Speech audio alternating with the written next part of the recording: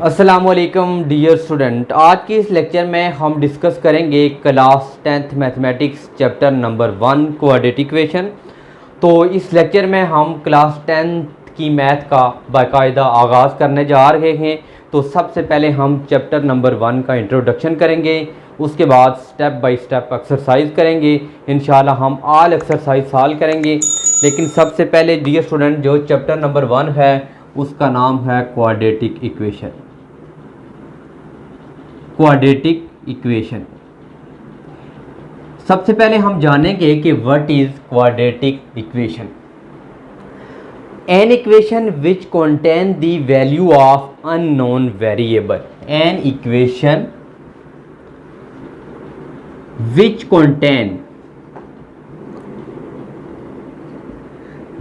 contain the value of unknown variable but not highest power of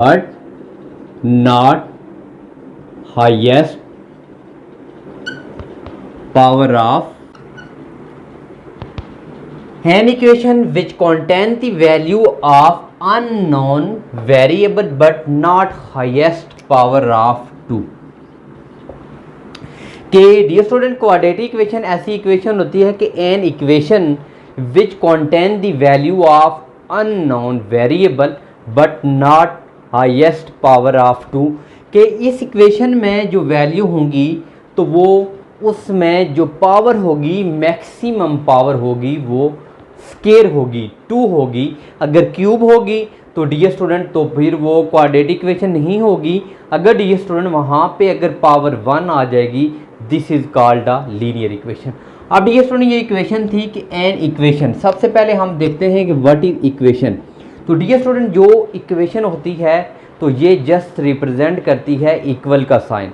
अगर in equation क्या होगी, अगर कोई इक्वेशन है उसमें लेस देन या ग्रेटर देन का साइन आ जाए तो वो इन इक्वेशन होती है।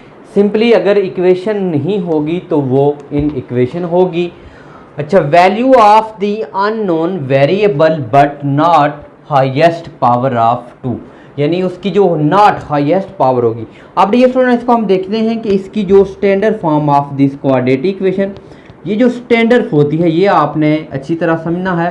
स्टैंडर्ड फॉर्म होती है डियर स्टूडेंट, ये होती है A x square plus B X plus C is equal to 0। अब डियर स्टूडेंट हमने कहा था कि वैल्यू यहाँ पे अननोन वेरिएबल हो सकता है, यहाँ पे ए बी सी कोई भी वैल्यू हो सकती है। अगर मैं डियर स्टूडेंट इसको इस तरह लिख दूँ 2x square plus 5x plus 8 is equal to 0, this is a quadratic equation.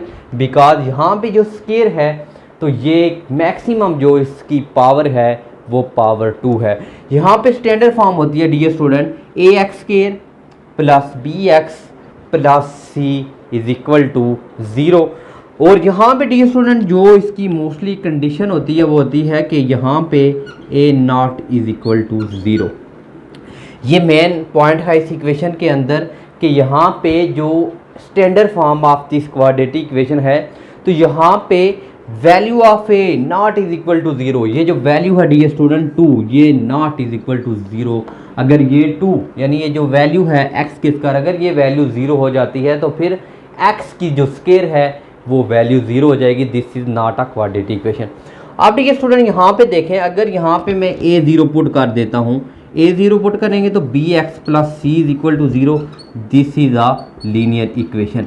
अब गौर से डियर स्टूडेंट अगर आप यहाँ पे देखते हैं कि यहाँ पे वैल्यू ऑफ ए 0 तो बी एक्स प्लस सी, तो ये लीनियर इक्वेशन बन गई है, ये क्वाड्रेटिक इक्वेशन नहीं रही। अगर यहाँ पे डियर स्टूडेंट मैं वैल्यू पुट कर देता हूँ if b is equal to 0, इस इक्वेशन के अंदर मैं पुट करूँ अगर if b is equal to 0 then we get a x square plus C is equal to 0। अब यहाँ पे डियर स्टूडेंट जो इक्वेशन यहाँ पे ये बनी है pure quadratic equation, pure quadratic equation. अब यहाँ पे डियर स्टूडेंट ये था कि ऐसी इक्वेशन जिसकी पावर उसकी वैल्यू ऑफ अननोन वेरिएबल यानी कि जो हाईएस्ट पावर है 2 होनी चाहिए। तो यहाँ पे हमने डिस्कस की कि standard form of quadratic equation, अगर यहाँ पे मैं 0 कर देता हूँ फिर क्वाड्रेटिक इक्वेशन नहीं होगी। ये इसकी कंडीशन है कि a must be not equal to 0। उसके बाद अगर आप देखें, अगर यहाँ पे मैं b की वैल्यू 0 पुट कर देता हूँ तो ये dear student ax² plus c, this is a pure quadratic equation, quadratic equation ही है। यहाँ पे अगर हम b की वैल्यू निगलेक्ट कर देंगे, उसकी जगह 0 पुट करेंगे, तो ये डियर स्टूडेंट आपके पास आ जाएगी प्योर क्वाड्रेटिक इक्वेशन।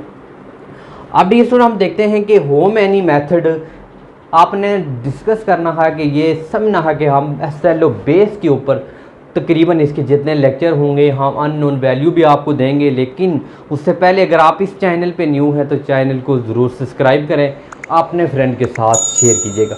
अब क्वेश्चन आता है how many method to solve a quadratic equation.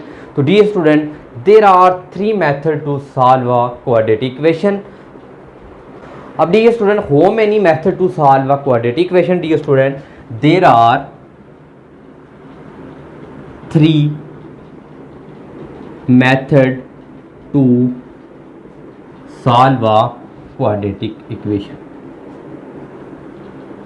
Quadratic equation, अब हमने देखना है कि कितने मेथड हैं जिससे हम क्वाड्रेटिक इक्वेशन सॉल्व कर सकते हैं। तो डियर स्टूडेंट 3 मेथड, तो 3 मेथड हैं इसके जिनकी मदद से हम एक क्वाड्रेटिक इक्वेशन को सॉल्व कर सकते हैं। तो सबसे पहला नंबर है डियर स्टूडेंट फैक्टराइजेशन। नंबर 1 पे है फैक्टराइजेशन। तो इसको हम अपनी जो ज़बान है बेसिकली उसमें हम ये बोल सकते हैं मिड टर्म, स्प्लिट कर देते हैं। और उसके बाद डियर स्टूडेंट नंबर जो 2 है इसका, उसे हम बोलते हैं कंप्लीटिंग स्केयर।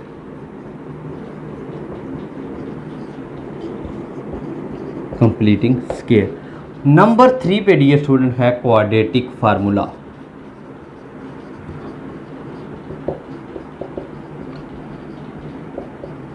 अब डियर स्टूडेंट आपने गौर से देखना है कि एक अगर हमारे पास इक्वेशन है तो उसको सॉल्व करने के 3 मेथड हैं। नंबर 1 पे है factorisation, completing square and quadratic formula.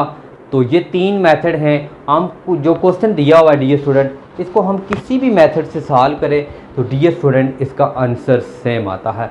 अब डियर स्टूडेंट एक क्वेश्चन होता है कि क्या आपका हर क्वेश्चन तीनों मेथड से सॉल्व हो सकता है? डियर स्टूडेंट अगर क्वेश्चन हमें कोई गिवन है, अगर वो फैक्टराइजेशन से हम उससे सॉल्व नहीं कर सकते तो फिर डियर स्टूडेंट उसके लिए ये 2 मेथड हैं, उसको कंप्लीटिंग स्केयर और क्वाड्रेटिक फार्मूला इसको सॉल्व कर देगा। तो डियर स्टूडेंट ये 3 मेथड हैं। तो इसको भी डियर स्टूडेंट हम आपके बुक में गिवन है, जो आपकी एक्सरसाइज 1.1, 1.2, 1.3, 1.4 तक हैं। तो पहले क्वेश्चन के अंदर जो पहला क्वेश्चन है उसमें हम बनाएंगे कि what is a standard form of this quadratic equation.